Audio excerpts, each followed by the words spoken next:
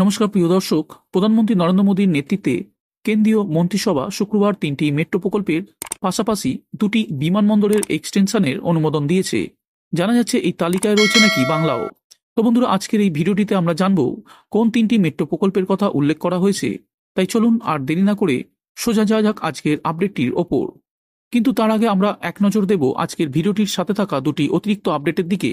যার প্রথম আপডেটটি হলো, আগামী বছরের মার্চ মাসের মধ্যেই মেট্রোতে হাওড়া থেকে সল্টলেক যাতায়াত করতে পারবেন বলে খুশির খবর দিল Kolkata metro rail corporation limited.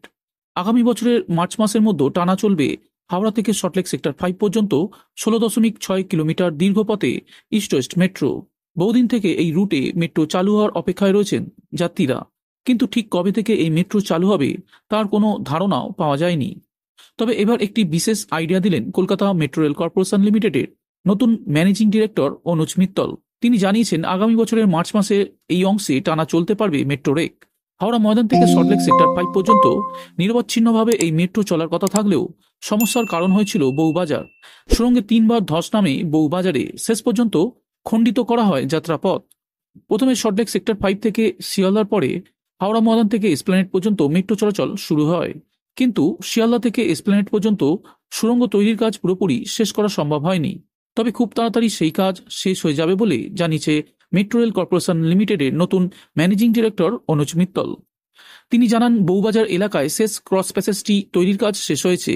জরুরি পরিস্থিতিতে যাত্রীদের এক সুড়ঙ্গ থেকে অন্য সুড়ঙ্গে দিয়ে বের করার জন্যই এই প্যাসেজটি তৈরি করা হয়েছে। মাটির বুনোটের কারণে প্যাসেজ তৈরির কাজ কঠিন ও ঝুঁকিপূর্ণ ছিল বউবাজার এলাকায়। শেষ পর্যন্ত অত্যন্ত ধীরগতিতে কাজ এগিয়ে প্যাসেজ তৈরির কাজ সম্ভব হয়েছে, যা মনোবল বাড়িয়েছে কেএমআরসিএল কর্তাদের।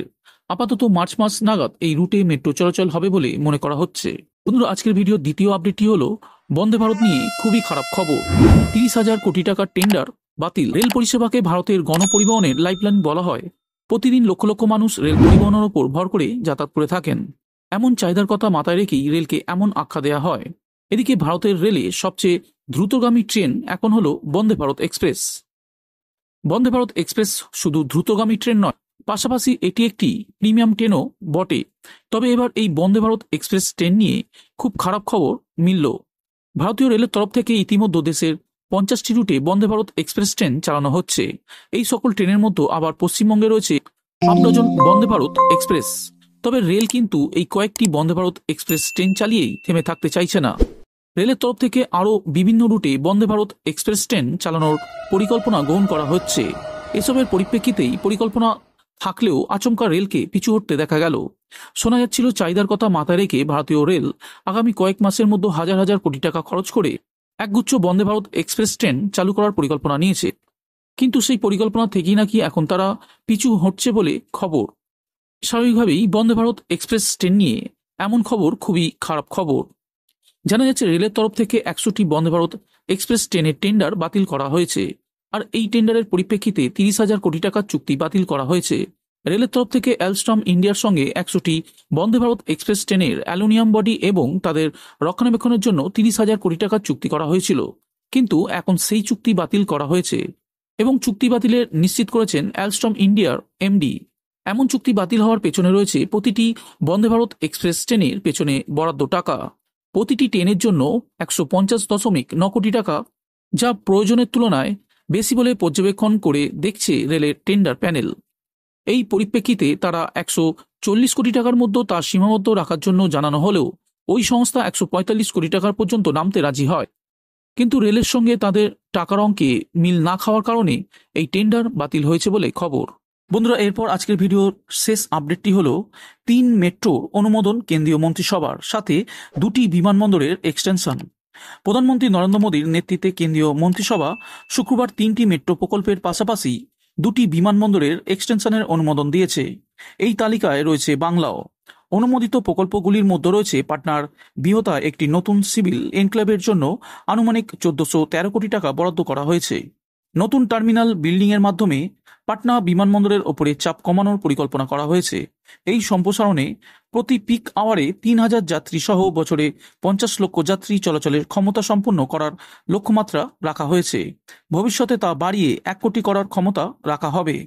এরপর পাটনা থেকে প্রায় 28 কিলোমিটার দূরে একটি অপারেশন ডিফেন্স বিমানবন্দর রয়েছে সেখানে সিভিল বিমানবন্দর তৈরি করার পরিকল্পনাও করা হয়েছে। এছাড়াও বাগডোগরা বিমানবন্দরের সম্প্রসারণ, বাংলার ক্ষেত্রে শিলিগুড়ির কাছে বাগডোগরা বিমানবন্দরের সম্প্রসারণের জন্য টাকা বরাদ্দ করা হয়েছে।